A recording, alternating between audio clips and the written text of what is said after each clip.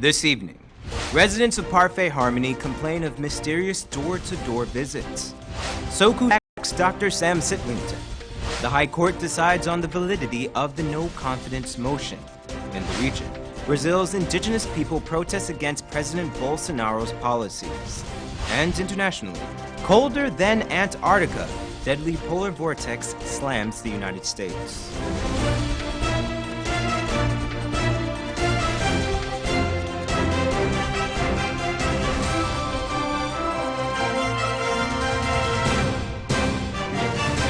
Greetings to our viewers in Guyana and around the world.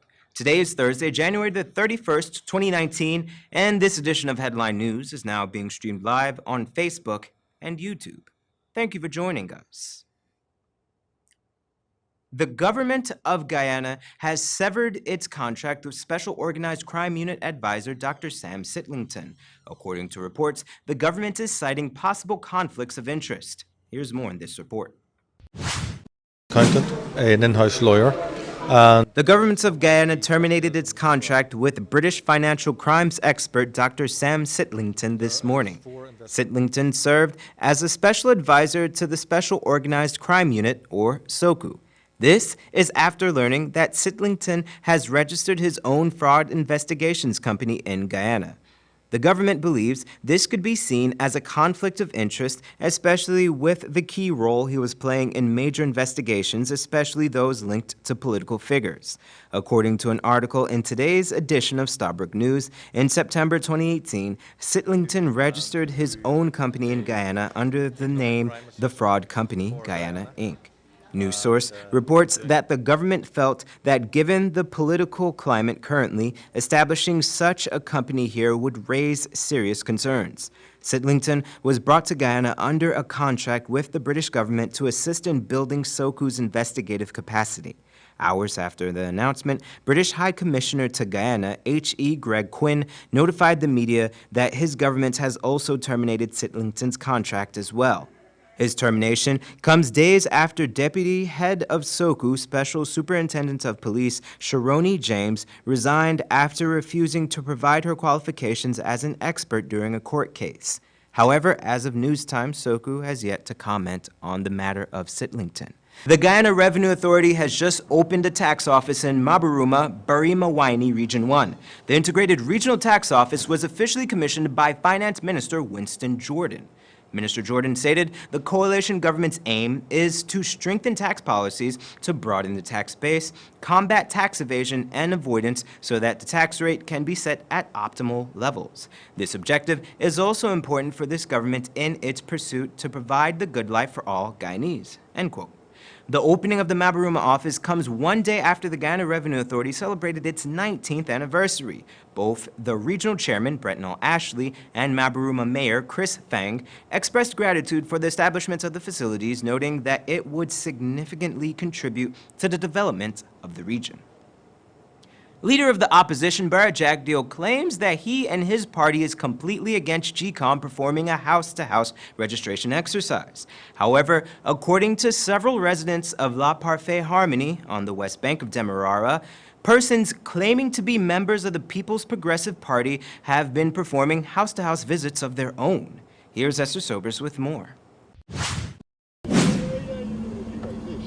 Residents of the PARFAIT Harmony, West Bank Demerara, are alleging that several persons from the People's Progressive Party are conducting house-to-house registration. They claim that these individuals visited their home last weekend inquiring about their identification cards. Auntie, good afternoon. I said, good afternoon. She said, we from PBP party, we PBP activists. We come to find out if you get ID card or if you want to transfer. And we come here now, when we come in, we come in for get the, for uplift and for elevate dairy. So I didn't know what you're going to do. I said, well, I don't want any ID card and I have my ID card already. And they leave and they went across the road and then they come back when the rain was falling and go back up the road. Well, two persons, is a male and a female. One is of Indian descent and one is American descent. They came around and they said they were members of the PPP party and they was just checking to see if your name is on the voters list. So they just asked to like how much eligible person is in the household. I just said it was 4. And they checked the list and they verify, well, our name was on the list. Yes. Did you divulge any other information to these people? No, that was the only information they asked. Okay. Do you know if they went to any other household besides yours? Well, I know there was check-in coming down from the end of that street there, from that in-house. So I don't know, when they done with me, I stepped in, so I don't know if they entered or go to anybody else. Were they moving in groups or you just saw them by themselves? I just saw that pair. Were they uniformed? No, just casual clothes. Another person is claiming that the individuals were questioning him about his preparations to get registered in his current neighborhood. Last Saturday, a few people came around. When I say a few people, like 8 or 10 of them came around and moving from house to house and find out where, look, we realized that y'all is new people living in this area and we want to know where y'all came from. If you came from Malbyston or if you came from Sussex Street, y'all have to have a transfer now to vote up here. So we want to know if y'all get a transfer already. And the majority of people up here have transfer. So I didn't see them getting any much forward because people saying, yes, we already have a transfer to vote here. But they move on to other people. And they had a few people that they get to say, well, yes, we want a transfer. So I don't know what they transpire with the people. But they get a few people in the areas. Meanwhile, one woman said that the individuals were inquiring if her children were registered and informed her of a place that will be collecting information where her children can be registered. 2 Indian women came to my house and asking if anybody's there for registration for ID cards. I told my husband, I said, see who's there. He said, some people come for ID card concerning. So I said, Ma'am, my 2 sons, which I'm having a twin, and she says from 15. And so I gave her the information of my sons. I gave her the name and the date of birth. And she told me that they will be coming at the school in PARFAIT, Harmony, where I could come and give further information concerning the ID card. Region 3 is not the only region that individuals are conducting house-to-house registration without GCOM's knowledge, but also regions 2, 4, 5, and 6. In light of these complaints, the Guyana Elections Commission issued a statement yesterday stating it does not currently have any field exercise on the way and therefore citizens need to be alert and not divulge personal information to persons visiting their home. GCOM is advising persons to contact the Public Relations Officer on 223-9653 for more details and information on voter registration inquiries. For Headline News, Esther Sobers. Thanks, Esther. Don't go away. Coming up after the break, we bring you coverage of the aftermath regarding the High Court's no confidence motion ruling. But first, here are today's foreign currency exchange rates.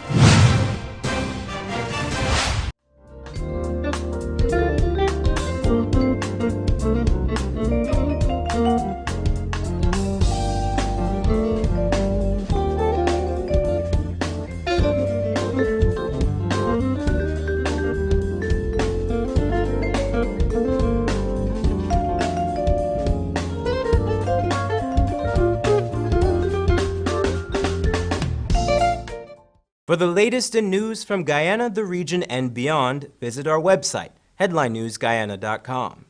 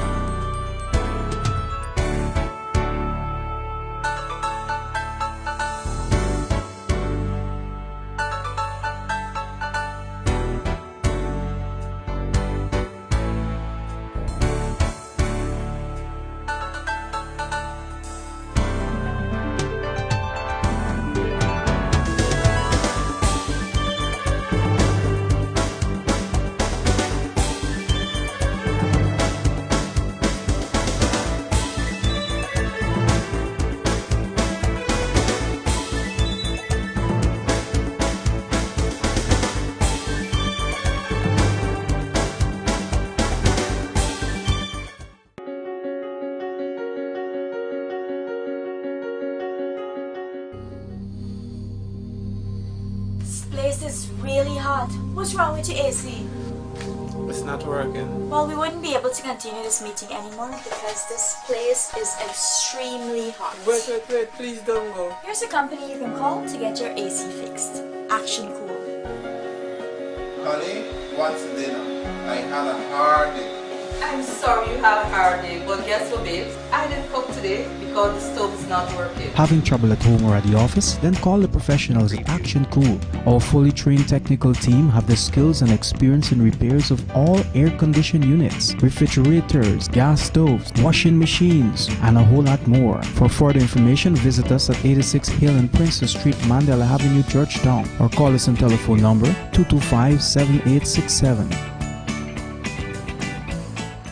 Need a ride around town and beyond? Look no further than Oasis Ride Taxi Service. With affordable prices and some of the best drivers in the business, we've been delivering prompt and reliable service to Guyana for over 16 years. We also offer tours, chauffeur service, and even car rentals. You can call us at 231-5554 or 225-5496. For deals, specials, and more information, find our page on Facebook. Oasis Ride Taxi Service. Let's go.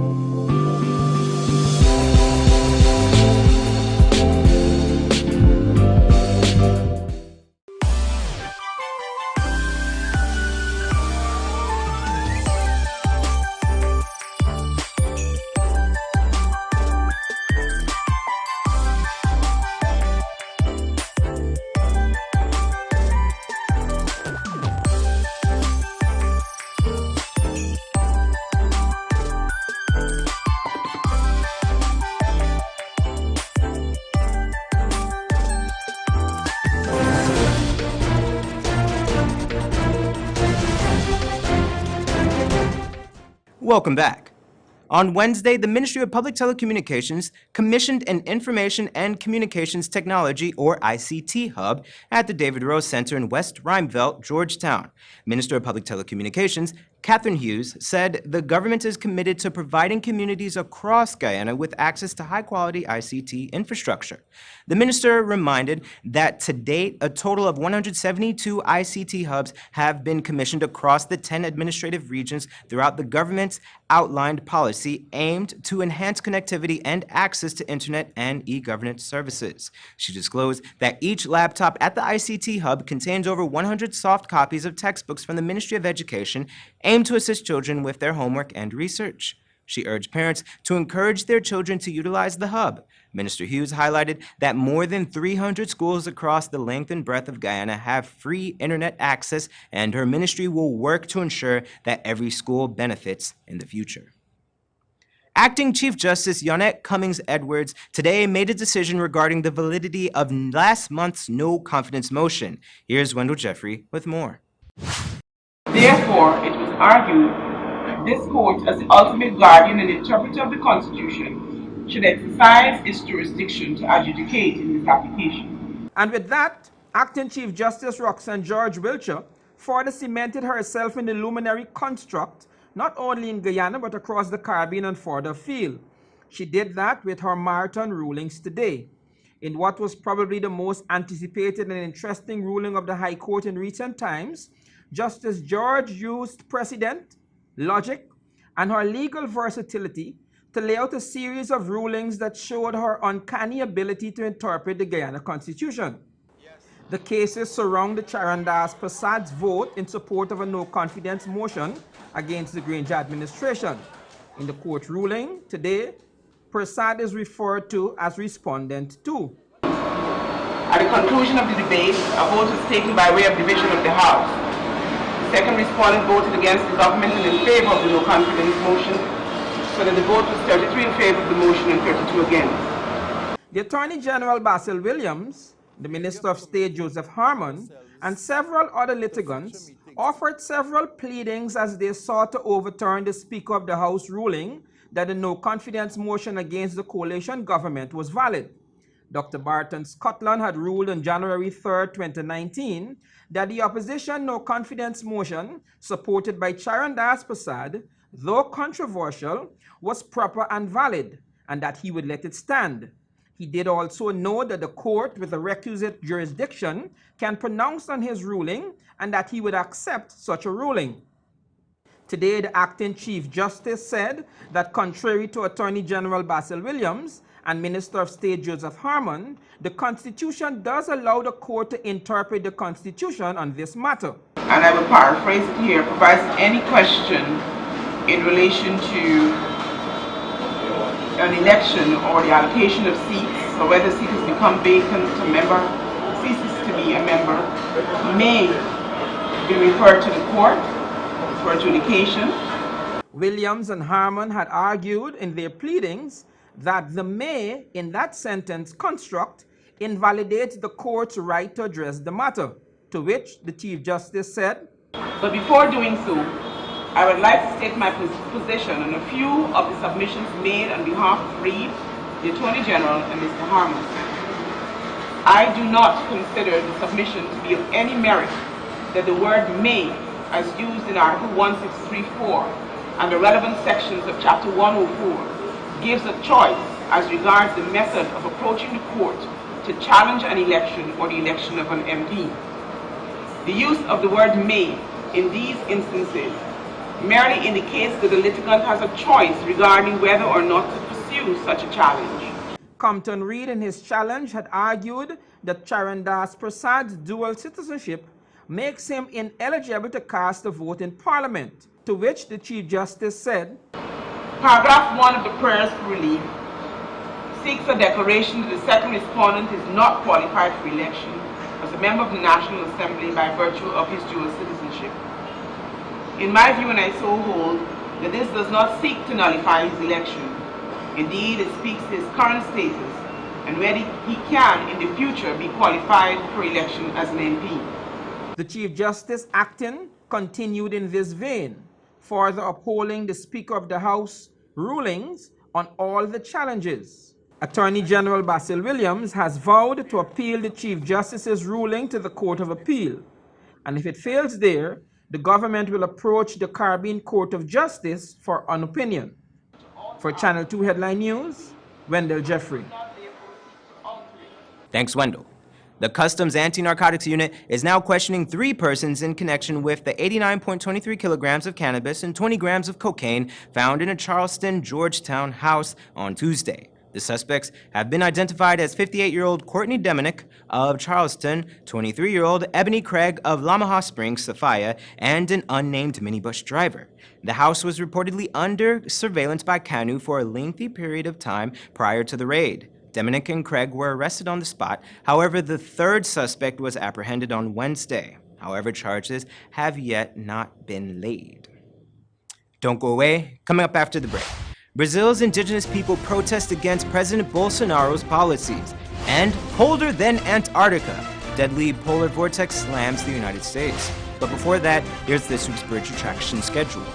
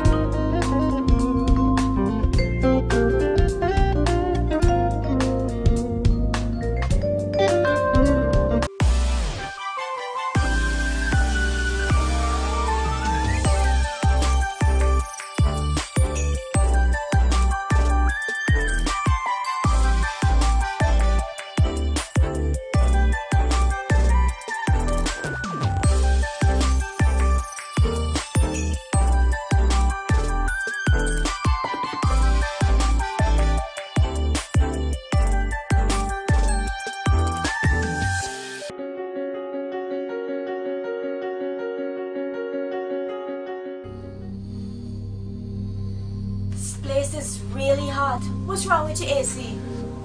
The it's not working. Well, we wouldn't be able to continue this meeting anymore because this place is extremely hot. Wait, please don't go. Here's a company you can call to get your AC fixed. Action Cool. Honey, what's dinner? I had a hard day. I'm sorry you had a hard day, but guess what, babes? I didn't cook today because the stove is not working. Having trouble at home or at the office? Then call the professionals at Action Cool. Our fully trained technical team have the skills and experience in repairs of all air-conditioned units, refrigerators, gas stoves, washing machines, and a whole lot more. For further information, visit us at 86 Hill and Princess Street, Mandela Avenue, Georgetown, or call us on telephone number 225-7867. Need a ride around town and beyond? Look no further than Oasis Ride Taxi Service. With affordable prices and some of the best drivers in the business, we've been delivering prompt and reliable service to Guyana for over 16 years. We also offer tours, chauffeur service, and even car rentals. You can call us at 231-5554 or 225-5496. For deals, specials, and more information, find our page on Facebook. Oasis Ride Taxi Service. Let's go.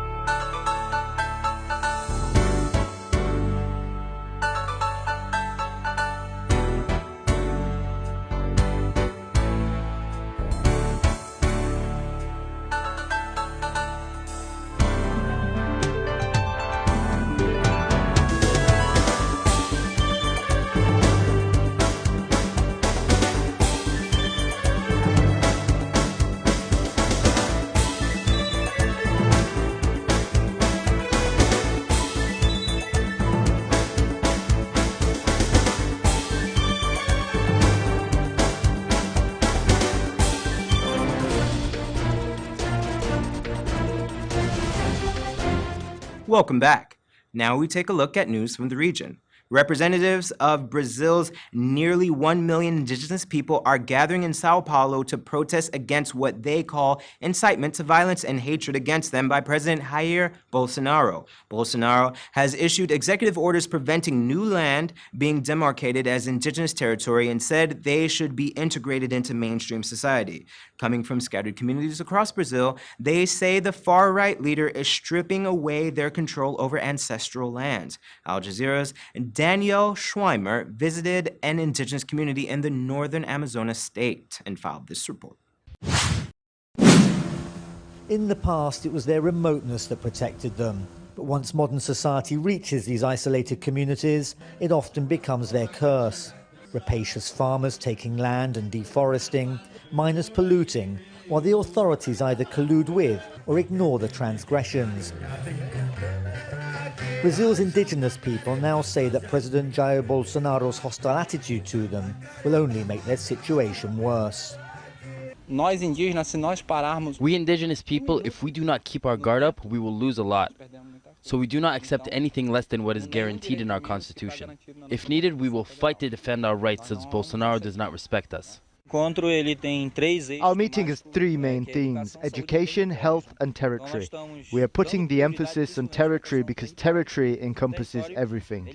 If we don't have our territory, we don't have health or education. The past 4 years have seen a 15% rise in the murder of indigenous activists across Brazil, with the killers rarely brought to justice. Brazil's indigenous communities have for long been struggling to protect their land and to maintain their languages and culture in the face of encroachment by industrialized society. But now they're fighting for their very survival. Only about half the 357 indigenous territories in Amazonas state have been fully registered. President Bolsonaro has said repeatedly that not 1 centimetre more will be demarcated as indigenous land. Why, he asked, should 1% of the population have 12% of the land? Campaigners fear that will only open the way for further conflict. There's a feeling that indigenous rights have been abolished, with no punishment for those invading indigenous land or making death threats. What was already a bad situation will now be worse. The new government has placed indigenous issues with the Agriculture Ministry, which has promised to promote agribusiness. It's not what 80-year-old Neji wants to see for future generations. I was born here. My father, my mother, my grandparents were all from here and they died here. And the new generation has come along to take care of us. They will not allow the non-indigenous people to take away our land. This latest battle in a conflict that's been raging for more than 500 years has only just begun. Daniel Schweimler, Al Jazeera, Amazonas State, Brazil. And in international news, a brutal cold wave brought temperatures lower than Antarctica to the American Midwest on Wednesday, grounding flights, closing schools and businesses, as well as raising hypothermia fears for homeless residents. America's third biggest city brought to a halt. Colder than parts of Antarctica, frostbite can occur in a matter of minutes.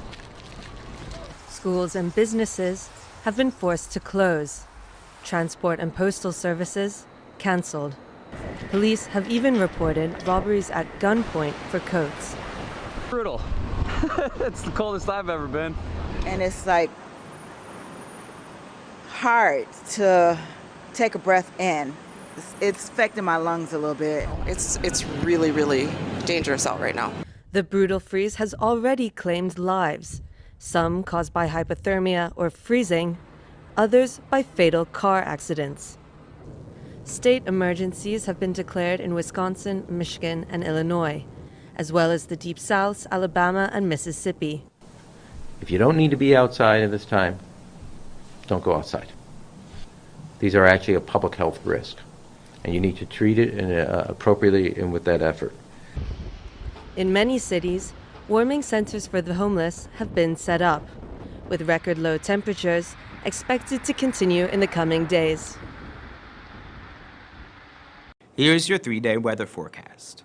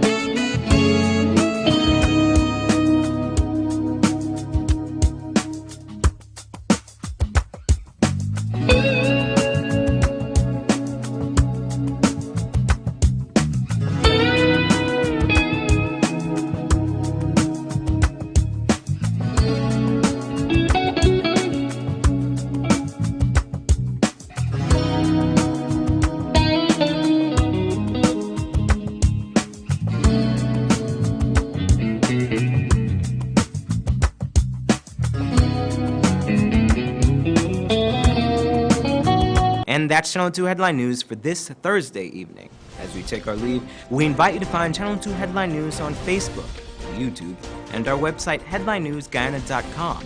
You can also tune in 6:30 tomorrow morning for a rebroadcast, and Friday evening at 6 for more news. For now, I'm George Gonzalez, signing out from your newscast, saying thank you for welcoming us into your home, and do have a blessed evening.